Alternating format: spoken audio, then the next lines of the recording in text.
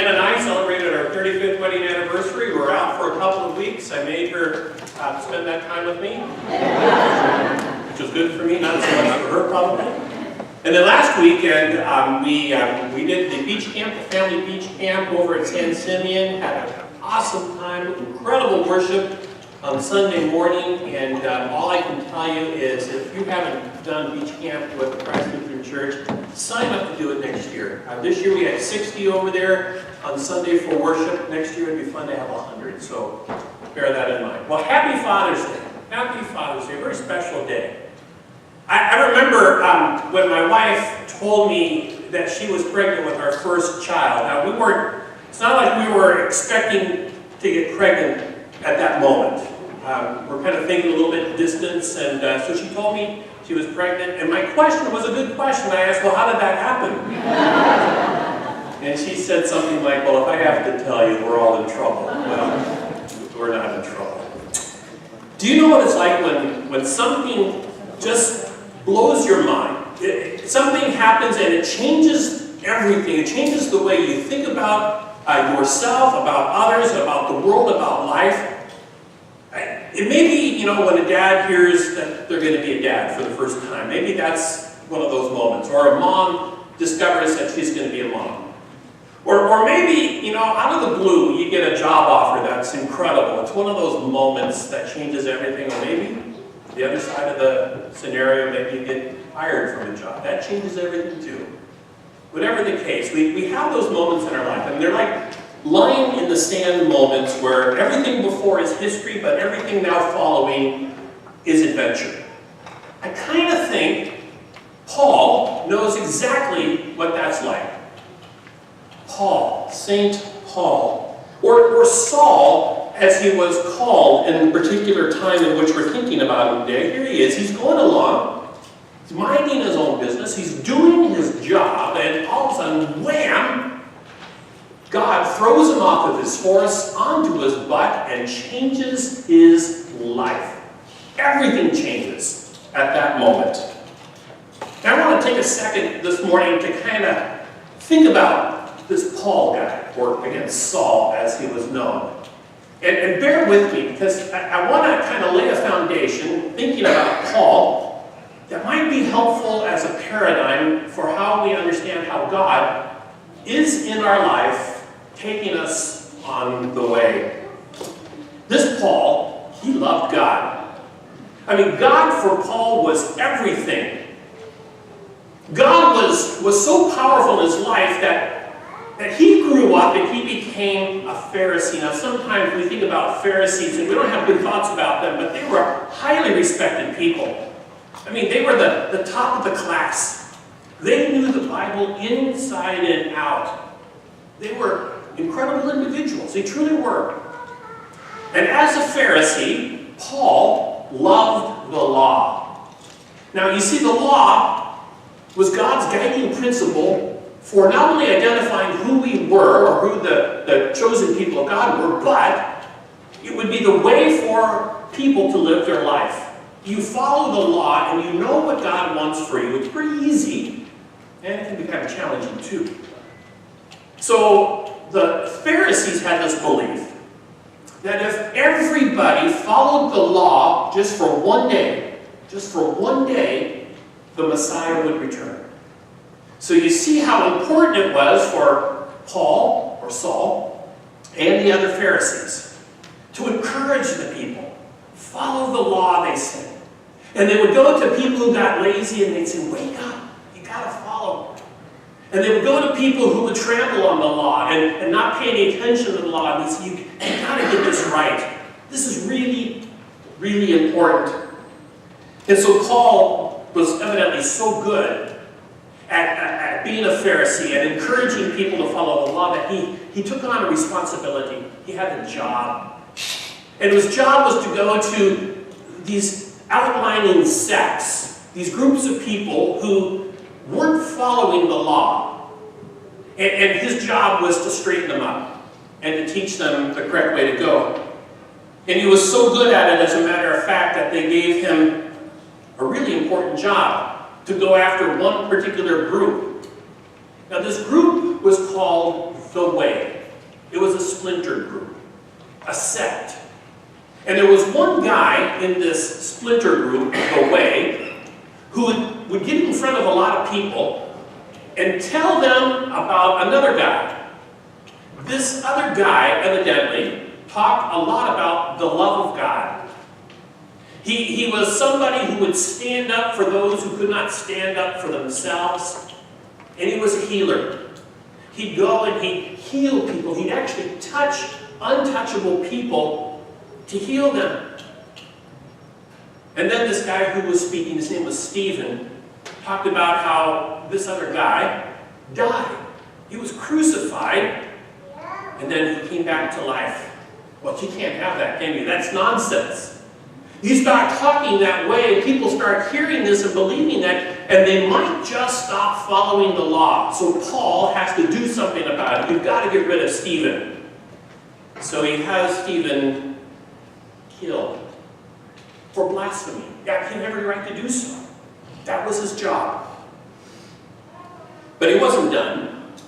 Luke, who writes the book of Acts, tells us that Saul was ravaging the church, which is another name for the Way, and entering into homes and dragging off followers to prison. And Luke tells us that Saul was specifically going after the disciples of Jesus, the closest friends of Jesus, so that if he could quiet them, if he could remove them, then possibly he could stop this sect from having influence on other individuals. We ought not be surprised that religious convictions as strong as what Saul had would cause violence and death. Because we know pretty well, don't we, that radical religious extremism causes people to come unhinged when they see other people not take seriously what's really important, or trample on the laws, the rules, the guidance that we're supposed to be living by. So Saul is just doing what had been done in the Jewish culture for hundreds of years. I mean, if you read the books of Joshua, and Judges, and Kings, and Samuel, and Chronicles, you will read story after story about how people who were not following God had to pay a very stiff price, oftentimes the price of their very own lives. Terror and terrorism are nothing new in the Old Testament. So Paul, or Saul, as again he's known, is just doing what had been done for years. Now obviously today, we know all too well that religious groups continue to live according to a radical religious extremism that brings terror to others. Radical Islamic extremists believe that the Western culture is responsible for leading others in Islam away from their faith, corrupting their faith.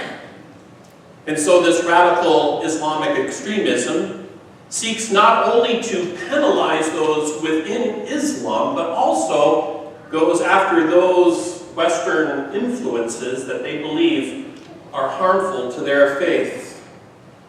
It is, as every single one of us knows, a very real and very serious issue.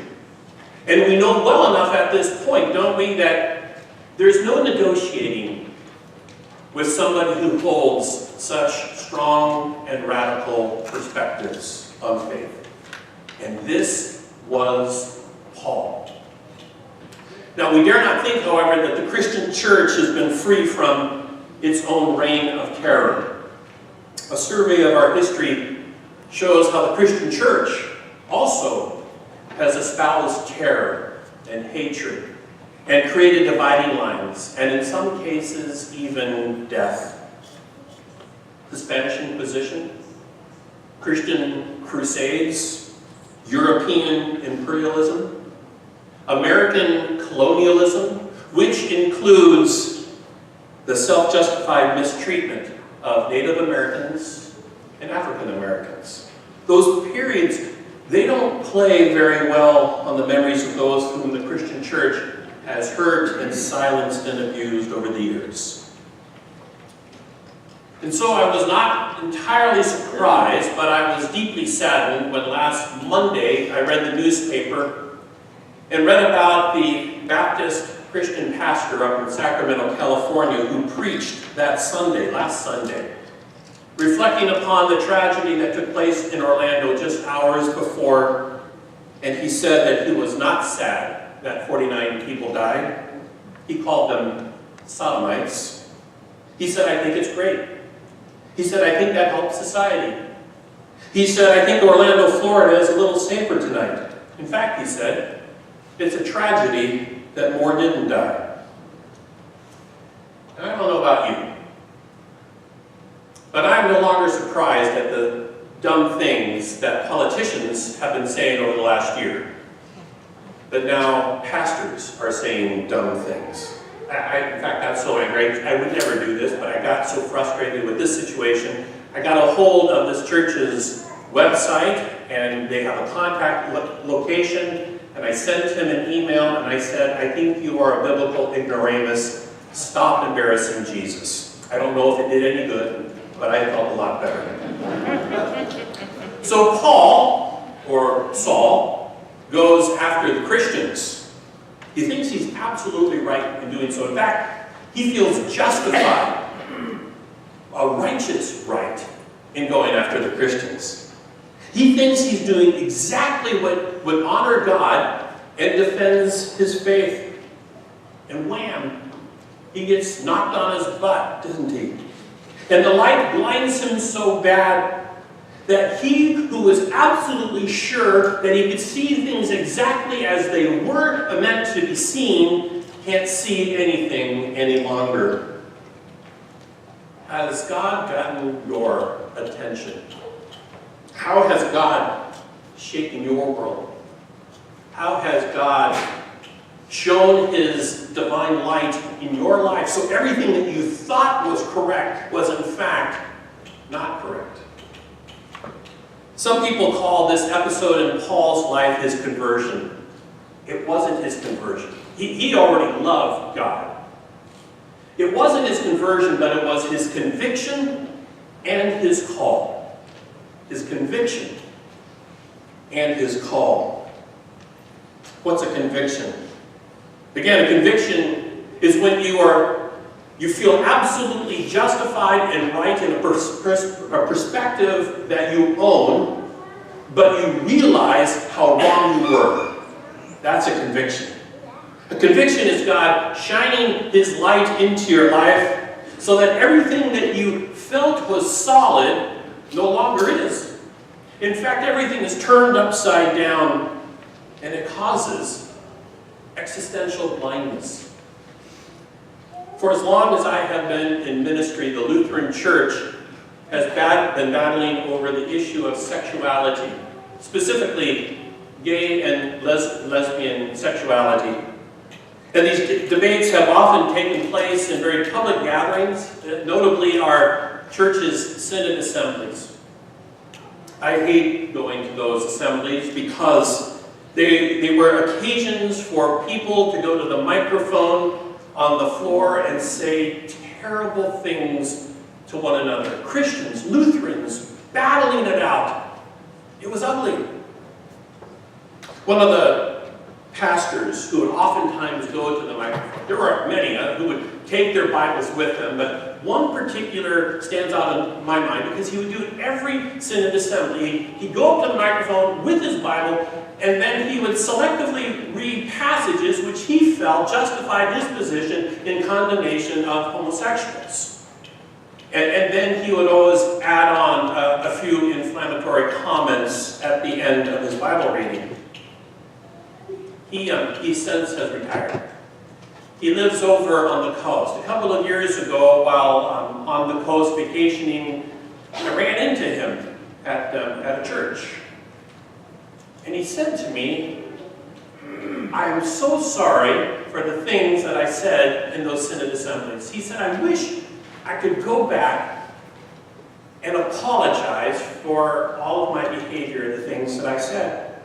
I asked him, what changed his mind? And he said, well, one day my son came to me and said, Dad, I'm gay. It happens, you know, in all sorts of ways. Things that we think absolutely sure of, ways that we treat people who are different from us, beliefs that we have of who we think our enemies are, God can get a hold of and knock us on our butts and show us we've been wrong, and it changes everything. And that's where the call comes in. You remember, conviction and call. There's a reason why the early Christian church was called the Way. It's a movement, you understand? It's not static. It's progressive. It begins, but it takes us on a journey. In this journey and on the way, we never get comfortable. There is no such thing as retirement. God is leading. There's work to do. There are places to go. Methodist Bishop Will Willimon, one of my favorite authors, says that when you become a Christian, God gives you a job to do. The way that Martin Luther put it was, your call is your vocation. Nobody who gets convicted can sit idly by. We are going someplace, and we have jobs to do on the way. For Paul, that job was first to go to Damascus and have a guy there by the name of Ananias teach him the basics of the Christian faith. But then Paul was given a bigger job, to be a missionary to the Gentiles. And you know what? He did such a good job. That's why you and I are here this morning, right?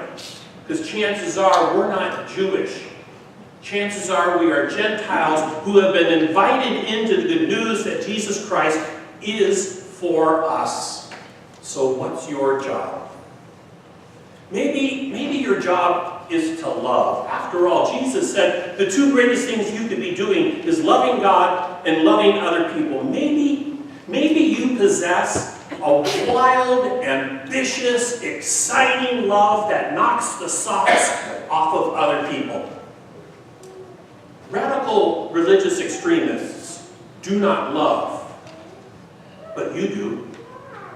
Or maybe your job is to stand up for those who cannot stand up for themselves.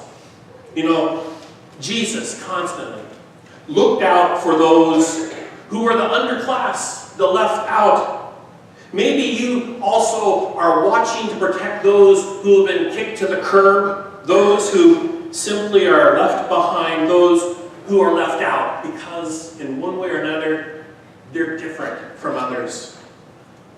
Radical religious extremists do not stand up for those who cannot stand up for themselves.